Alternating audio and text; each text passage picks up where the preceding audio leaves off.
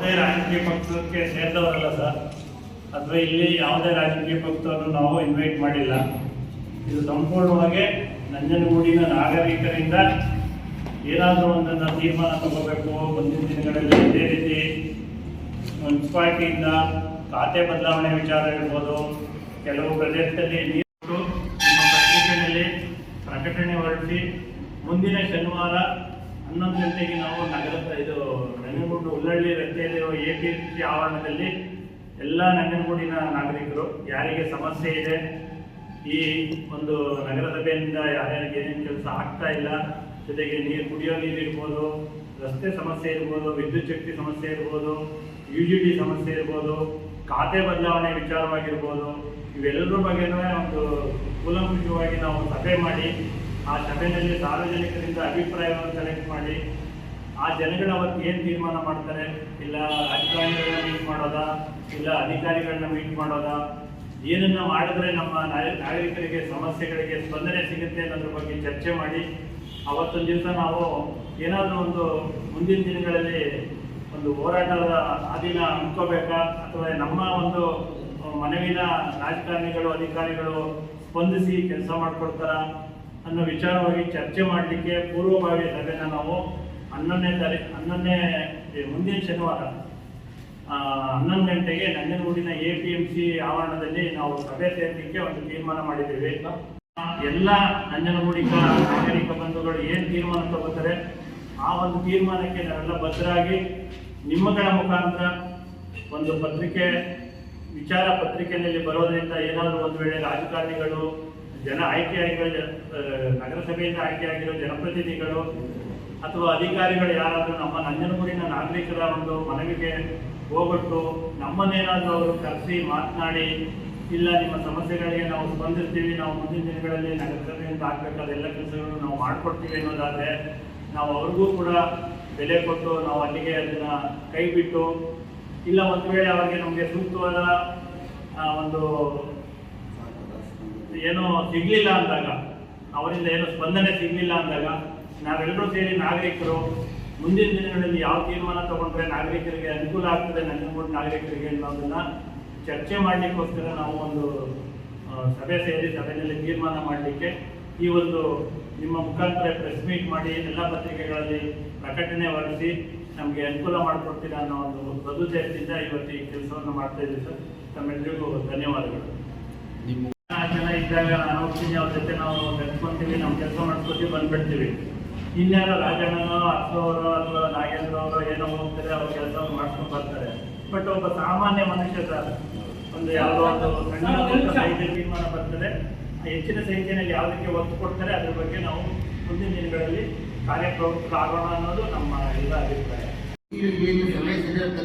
ಎಲ್ಲರೂ ಸಹ ಪುರಸಭೆಯಲ್ಲಿ ಹೋಗಿ ಖಾತೆ ಬದಲಾವಣೆ ಬಗ್ಗೆ ಕೆಲವು ಬಾರಿ ಅವರ ಹತ್ರ ವಿಚಾರಣೆ ಮಾಡಿ ಅವರಿಂದ ತಿರಸ್ಕಾರವಾದಂಥ ಒಂದು ಉತ್ತರ ಬಂದು ನಾವು ಮಾಡೋಕ್ಕಾಗೋದಿಲ್ಲ, ನಾವು ಸಾಧ್ಯ ಇಲ್ಲ ಅಂತ ಅವರು ಕೈ ಚೆಲ್ಲದ ಪ್ರಯುಕ್ತವಾಗಿ ನಾವು ಇದು ಹಿಂದೆ ಖಾತೆ ಮಾಡಿದ್ದಾರೆ, ಕಂದಾಯ ಕಟ್ಸ್ಕೊಂಡಿದ್ದಾರೆ, ನೀರಿನ ಸೌಕರ್ಯ ಕೊಟ್ಟಿದ್ದಾರೆ, ಇದು ಎಲೆಕ್ಟ್ರಿಕಲ್ ಕಟ್ಟಿದ್ದಾರೆ, ಇಲ್ಲಿಯಲ್ಲೂ ಕಂದಾಯ ಕಟ್ಸ್ಕೊಂಡು ಫಾರಂ 3 ಇಶ್ಯೂ ಮಾಡಿ ಮುಂದಿನ ಬೆಳವಣಿಗೆ ಬಗ್ಗೆ ಯಾಕೆ ಇವರು ಖಾತೆ ಮಾಡಿಕೊಡಲ್ಲ ಅಂತ ಇದ್ದಾರೆ.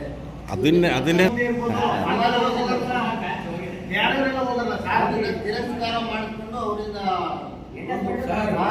ಉತ್ತರ ಬಂದಿರೋದ್ರಿಂದ ಈ ಒಂದು ಸಭೆ ಸೇರಬೇಕು. ಸ್ವಾಗತ.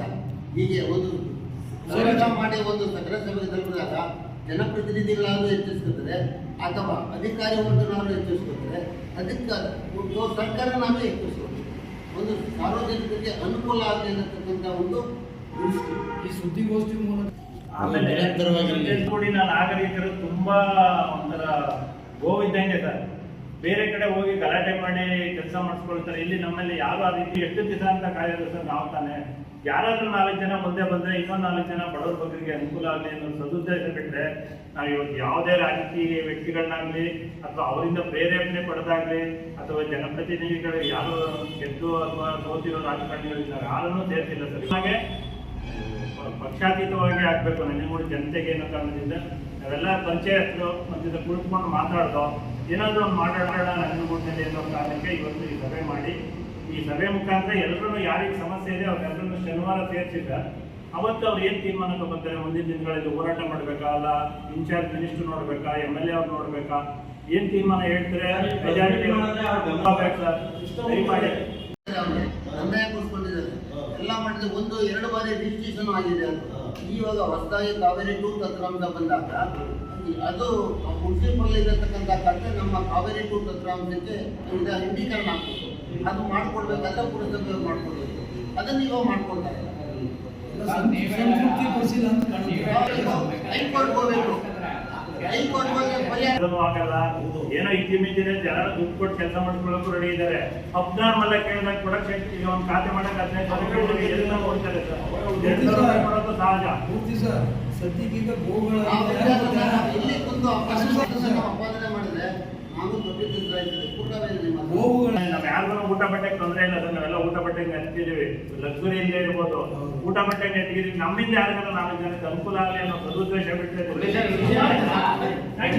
ಈ ಖಾತೆ ಕೊಡೋದಕ್ಕೆ ಇದನ್ನ ದಯವಿಟ್ಟು ಇದಕ್ಕೆ ಸಂಬಂಧಪಟ್ಟ ಇವರು ಪರ್ಸನ್ಗೆ ಇದನ್ನ ಸಾಲ್ವ್ ಮಾಡ್ಬೇಕು ಅಂತ ಕೇಳ್ಕೊತಿದ್ದೀನಿ ಸರ್. ಈಗ ಒಳ್ಳೆ ಡಿಸಿಷನ್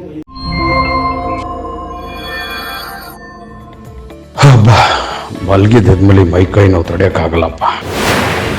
ಒಬ್ಬ ಮನುಷ್ಯ ದಿನದ 24 ಗಂಟೆಗಳ ಅವಧಿಯಲ್ಲಿ ಸಾಕಷ್ಟು ಸಮಯವನ್ನ ಕಳೆಯೋದು ಎಲ್ಲಿ ಅಂದ್ರೆ ಮಲಗುವ ಹಾಸಿಗೆಯಲ್ಲಿ. ನಿತ್ಯ ನಾವು ಮಲಗಲು ಗುಣಮಟ್ಟದ ಹಾಸಿಗೆಯನ್ನ ಉಪಯೋಗಿಸಿದ್ದಲ್ಲಿ ನೆಮ್ಮದಿಯ ನಿದ್ರೆಯ ಜೊತೆಗೆ ಉತ್ತಮ ಆರೋಗ್ಯ ನಮ್ಮದಾಗುತ್ತೆ. ಈ ನಿಟ್ಟಿನಲ್ಲಿ ವಿಶ್ರಾಂತಿ ಮತ್ತು ಉತ್ತಮ ಆರೋಗ್ಯಕ್ಕೆ ಸೂಕ್ತವಾದ ಹಾಸಿಗೆಗಳು ಅದುವೇ ರಬ್ಬರೈಸ್ಡ್ ಕಾಯಿಲ್ ಹಾಸಿಗೆಗಳು.